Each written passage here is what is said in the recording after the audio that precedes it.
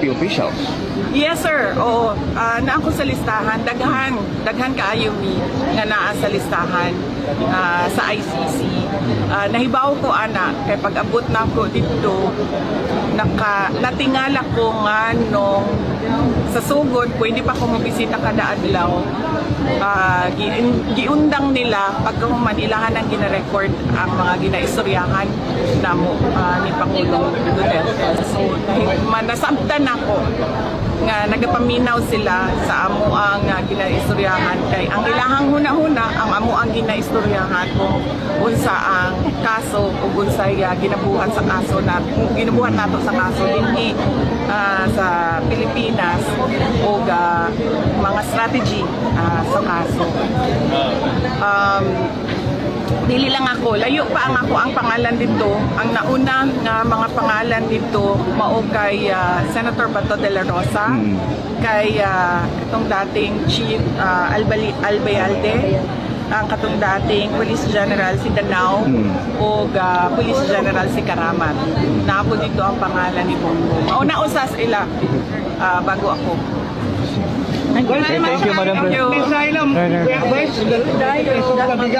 Cyber libel.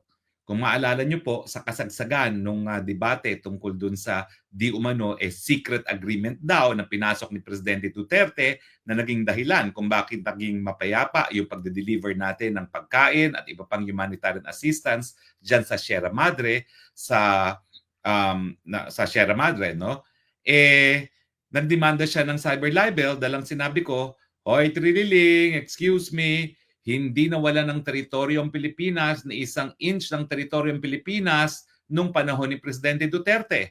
At pinaalala ko sa kanya na ang nawalan tayo ng teritoryo ay panahon ni Pinoy kung saan siya itinalaga bilang isang special envoy na walang permiso ng Senado ng mga panahon na yon dahil siya ay nakaupong senador.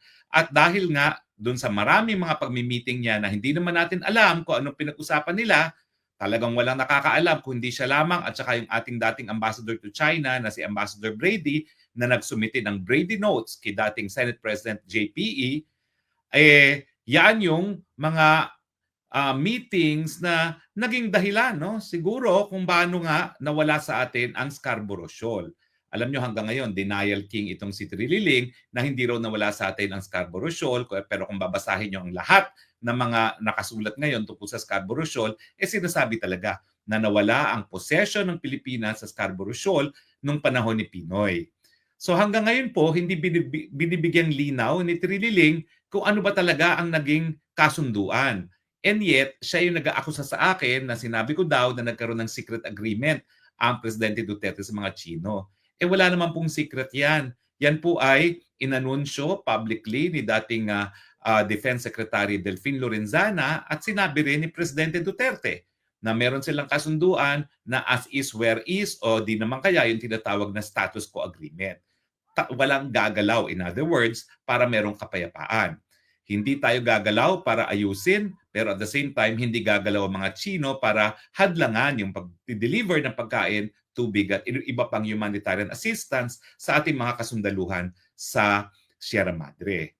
Now, ang punto niya, siniraan ko daw siya nung sinabi ko na unang-una na nawalan tayo ng teritoryo matapos siya maging natalaga na special envoy to China. Di ba totoo naman po? Talaga naman pong yung desisyon ng China na kunin sa atin ang posisyon ay matapos na tinalaga siya ng Presidente Aquino bilang special envoy to China. At ang problema po ay wala pong pananagutan. Kasi nga unang-una, hindi siya nagpaalam sa Senado na gagawin niya yung katungkulan na yan. Labag po yan sa separation of powers kasi ang mga senador ay legislative. Ang larangan naman ng foreign affairs ay executive. So dapat talaga yan, humingi siya ng permiso sa Senado mismo, no? Kung hindi kay dating Senate President sa plenaryo na siya ay tatayong bilang isang special envoy. Kasi yan po ay isang prohibited position sa ating saligang batas. Kasi ang mga senador hindi dapat tumatanggap ng kahit ano pang ibang posisyon sa gobyerno bukod dun sa pagiging senador, no? Pero tumanggap siya. At talaga naman po hindi makakaila na secret talaga yung mga nangyari sa mga negosasyon. Hindi ko po alam kung ilang beses siya nagbalik-balik pero mahigit 20 po na nagbalik-balik siya sa China at hanggang ngayon napakatagal ng panahon na nakalipas, hindi pa niya isinasa publiko kung ano talaga naging kasunduan nila ng China. Basta ang alam lang natin, matapos yung napakadaming pagmi-meeting niya, nawala ang Scarborough sa atin. Kaya nga, ang sinasabi ko, huwag kayong magtututuro na si Presidente Duterte di umano ang namigay ng teritoryo dahil ang katotohanan niyan, it was during the time of President Aquino na nawala sa atin ang Scarborough Shoal. At bagamat tayo po ngayon ay pinangingisda ng China, yan din po ay resulta dahil doon sa pag-uusap ni Presidente Duterte kay President Xi. Kaya hanggang ngayon po ay hindi naman po nagrereklamo ang mga mangingisda natin at nakakapaghanap buhay po sila dyan sa boro na tinatawag. Alam ko po yan kasi mga mangingisda dyan, nung panahon na pinagbawalan sila, nung panahon ni Aquino na mangisda dyan, sila po yung naging kliyente ko. Kilala ko silang personal kung sino sila. Hanggang ngayon po, meron akong 2 freezer na ang laman ay libreng isda dahil yung aking mga kliyente, mga mangingisda ng Scarborough, hanggang ngayon, nagbibigay po sila ng isda kapag sila po ay nakakahuli. No? At ang nakakatuwa nga po, hindi ako pumupunta ng Masinloc para kunin. Nagtotoka-toka sila para magbayad ng isang tao na dalhin sa bahay ko. At 2 freezer po ngayon ang meron ako sa aking bahay dahil nga po sa daming isda na binibigay sa akin ng aking mga kliyente na galing po sa boro. No? At yan naman po ay bilang pagkilala nung panahon na sila po ay naiipit at nawalan ng trabaho, gumawa po tayo ng legal na remedyo laban sa China. No? Naghain tayo ng complaint dun sa UN Human Rights Committee na nagsasabi na pinagkakaitan sila ng China ng karapatan na magkaroon ng kabuhayan. At bagamat walang decision dyan sa naging kaso na yan, hindi naman natin makakaila na matapos masampay ang reklamong yan, pinayagan muli ng China na makapagnisda ang ating mga mangingisda. At nung nagkaroon nga po ng arbitration, ang sabi ng arbitral tribunal, lahat ng mga mangingisda ay may karapatang mangisda dyan dahil merong historic right to fishing. So lahat ng mangingisda, kay Pilipino, kay Chino, kay Vietnamese, ay po pwedeng mangisda dyan sa boro. Dahilan na hanggang ngayon po ay naghahanap buhay ang ating mga kababayan dyan. Well, ako nga po sinasabi ko na sa mga Chino bakit pa ba kayo kailangan mangisda dyan? Ang gawin nyo na lang, pondohan ninyo ang isang modernong fast freezing facility at saka i-improve nyo yung port facility ng Masinloc para hayaan nyo ng Pilipino ang mangisda, hayaan nyo ng i-fast freeze ang mga isdang nahahanap dyan, nahuhuli, at i-export sa China. Dahil mayaman na naman mga Chino, hayaan na nila mga Pilipino lang ang mangisda dyan sa Scarborough. At sila kain na lang ng kain dahil meron naman silang pambayad, di ba? So, pero hindi po pwedeng mangyari ngayon yan dahil nga sinira na ng tuluyan ni Marcos Jr. ang ating relasyon sa China. At mukhang wala na pong pag-asa na ma-repair sa near future itong relasyon nito hanggang nakaupo po ang Marcos Jr. Dahil ginagamit ng Marcos Jr. ang China ngayon para takutin ang mga Amerika na kapag hindi sumaklolo ang Amerika sa Pilipinas laban sa China, hindi nila magagamit ang ating bansa bilang unsinkable warship laban sa China. No? Well, tingnan natin kung ano pong mangyayari dyan dahil bagamat umiinit na naman ang relasyon ng China at ng Amerika, ang katotohanan po, paulit-ulit sinasabi ni Junior, na hindi pala ni Junior, paulit-ulit sinasabi ni President Trump na hindi siya interesado na makipaggera kahit kanino at ngayon nga po pine-pressure niya itong si Zelensky na tapusin na yung gera sa Russia. Samantalang noong mga unang panahon, ang mga Amerikano nagsasabi, sagot ka namin Ukraine, lumaban ka. Ngayon ayaw na ni Trump dahil alam niya na ang nagbabayad ng gera ay mga Amerikano. So sa tingin ko rin po, hindi papayag si President Trump na kapag nagkagera dahil nga sa Taiwan, ang Amerika magbabayad. Kaya nga po, bigo si Marcos Jr. ngayon na umasa sa kanyang pag-asa na kahit gaano pa siyang kapalpak bilang isang presidente, susuportahan siya ng mga Amerikano. Dahil unang-una, alam naman natin lahat, si President Trump po ay mabuti at matalik na kaibigan ni Presidente Duterte. Hindi ko nga po alam kung kailan gagalaw itong si President Trump na yung kanyang kaibigan pinakulong ng ICC na talaga namang galit na galit si Trump dyan. Dahil ang sabi niya, paparusahan ko, isa-sanction ko lahat ng kahit sinong makipagtulungan sa ICC laban sa ating mga kaalyado. At kasama naman sa kanilang mga alyado ay ang Pilipinas. Hindi lang dahil tayo kanilang treaty ally, kundi dahil na rin sa malapit na pagkakaibigan ni President Trump at ni President Duterte. Para nga po silang twin brothers, no? Parehong politika, parehong merong war on drugs. Believe si President Trump sa war on drugs ni President Duterte, no? So sa tingin ko po, yung personal na relasyon na yan ay isang hadlang dun sa inaasahan ni Marcos Jr. na magagamit niya ang China bilang dahilan para suportahan siya ng mga Amerikano kahit gaano pa siyang kapalpak. So abangan natin ang susunod na kabanata dyan dahil tingin ko naman hindi maatim ni President Trump na manahimik habang ang ating Tatay Digong ay nakakulong sa dahig na sinasabi ni Trump dapat talagang mabuwag na dahil ang ICC hindi lang ginagamit para sa politika at yan po ay ginamit laban sa Pilipinas para patunayan na hindi lang mga Aprikanong hinahabol ng ICC, kung hindi, ginagamit yan laban sa Amerika mismo at kanyang mga alyado. At alam naman natin na bagamat maraming maanghang na salita ang ating presidente tungkol sa mga Amerikano, pagdating naman sa personal na relasyon, walang kaduda-duda ang relasyon nilang dalawa ni President Trump.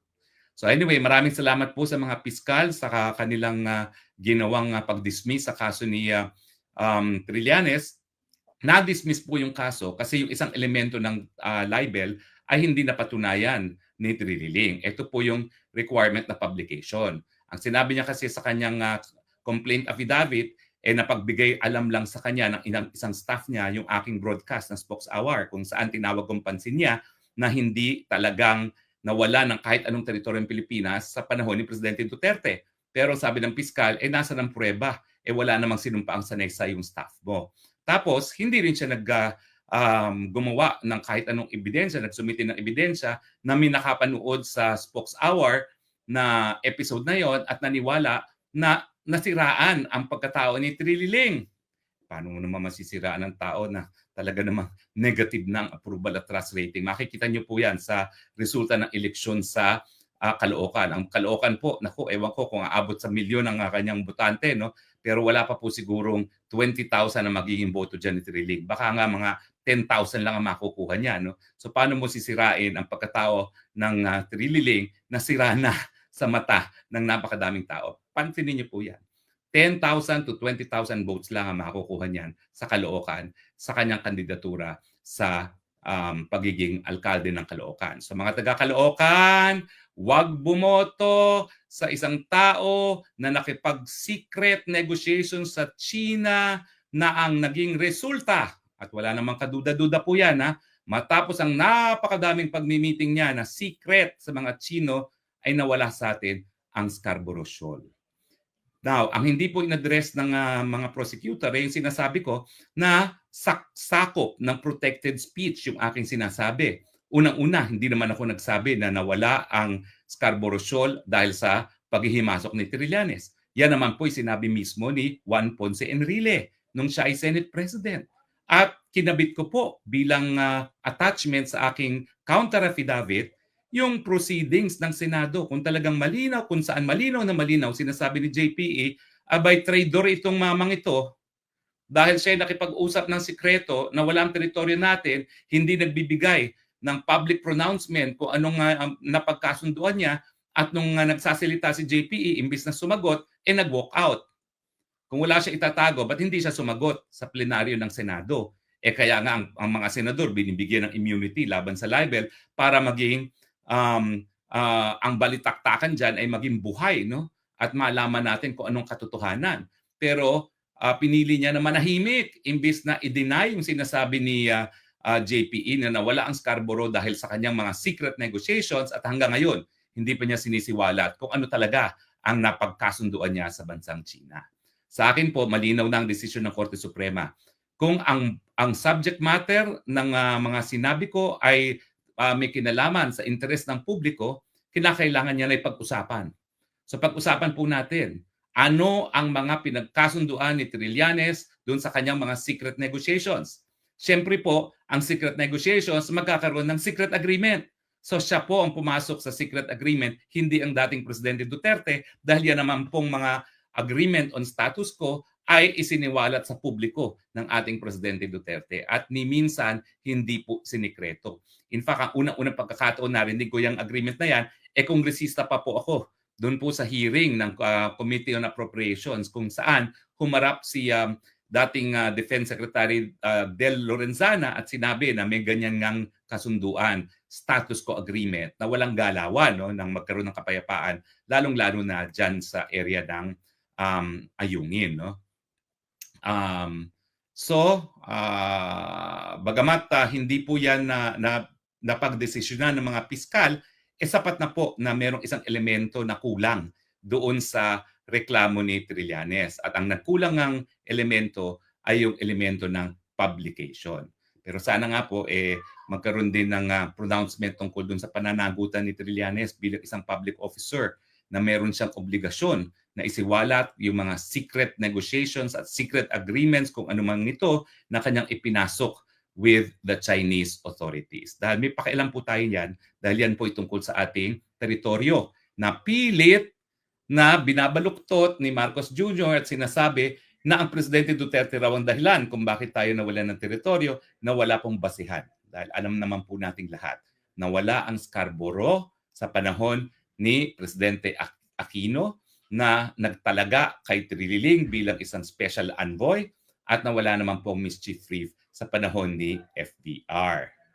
Now, pag-usapan din po natin, abay, itong si Trililing humarap sa kanyang partido na Lakas, NUCD, at humiling na kinakailangan tulungan ng matindi ang alyansa.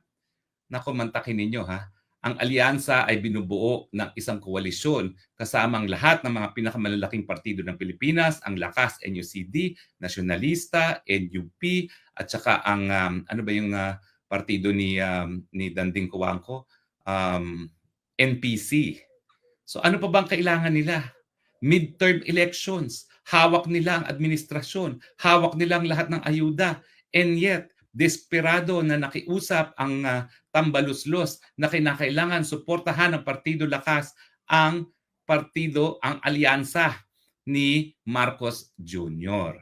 Well, itong ganitong desperadong pakiusap na kinakailangan tulungan ng alyansa, miski ito po ay midterms election at nakaupo ang Marcos Jr. ay nagpapatunay na talaga namang pong nakaapekto sa mga kandidato ng alyansa ang pagtataksil na ginawa ng administrasyon ni Marcos Jr.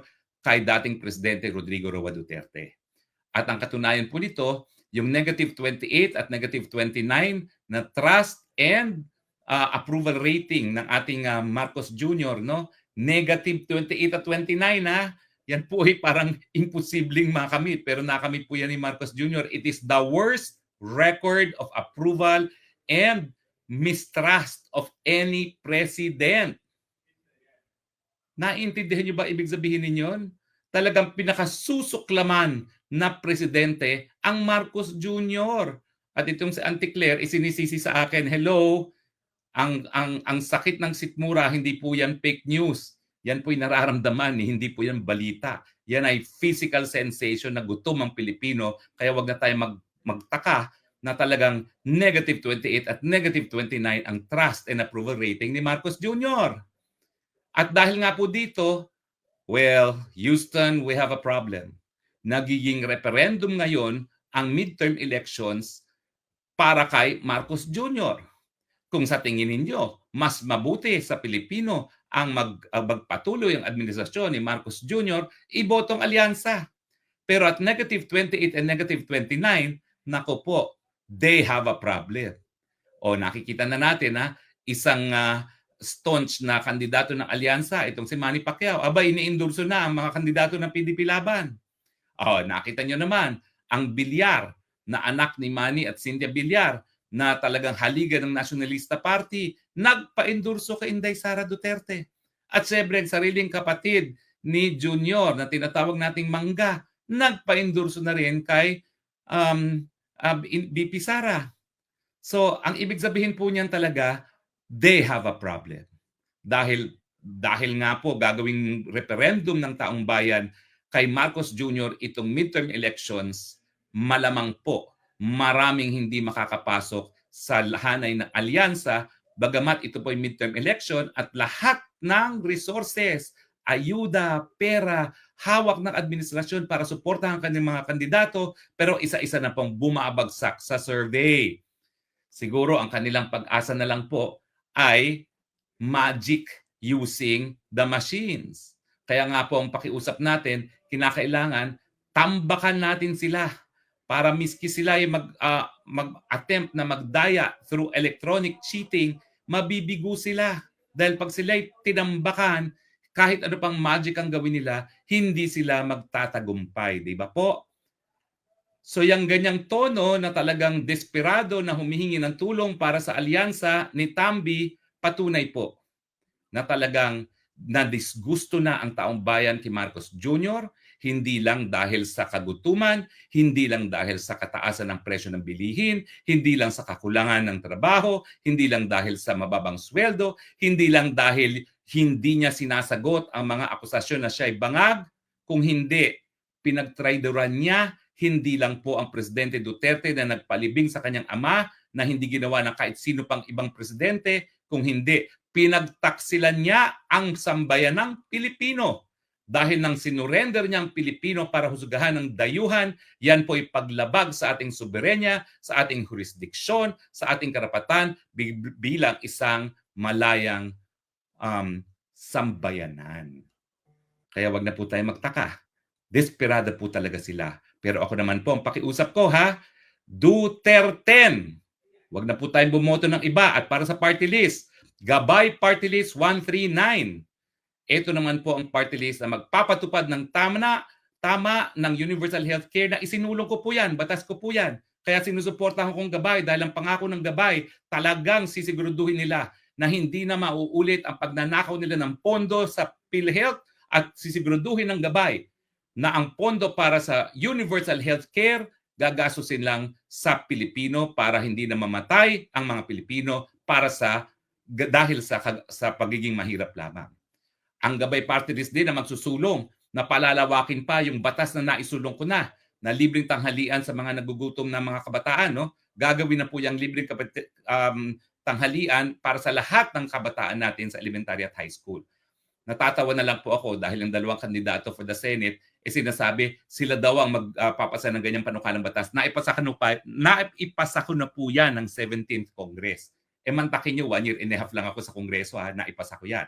Ang pangako ng Gabay, palalawakin. Kaya lang naman po, ang libreng tanghalian ay para lamang sa mga kulang na timbang na kabataan kasi noong mga panahon na yon, hindi daw sapat ang pera pero nalalaman pa naman natin. Kung nagagastos nila sa ayuda ang pera natin, ba't hindi pa gastusin para sa libre at masustansyang tanghalian sa lahat ng ating mga kabataan? At bagamat naisulong ko na rin po yung libreng irigasyon sa mga maliliit na mga magsasaka, ang problema po, 50% lang ng ating mga kabukiran ang merong patubig. Ang pangako po ng Gabay ay gagawing 100% fully irrigated nang sa ganun po makinabang ang mga maliliit na mga magsasaka. At kapag tayo po nagbigay ng suporta sa ating mga magsasaka, mapapababa natin ang presyo ng pagkain at mapapababa po natin ang inflation o yung mabilis na pagtaas ng presyo ng bilihin. Para po sa problema ng korupsyon, ang Gabay Party List po magsusulong ng freedom of information nang hindi na po nila maitatago ang mga katotohanan at saka Whistleblower Act kasi kinakailangan pong bigyan ng proteksyon na magsisiwalat ng mga kabalustugan sa gobyerno. Gabay Party List 139. Maraming salamat po sa inyong patuloy na pagtangkilik At hanggang sa muli nating pagkikita, ito po ang inyong spokes ng bayan nagsasabi, I love you Philippines. You're the only country that I love. You're the only country that I have.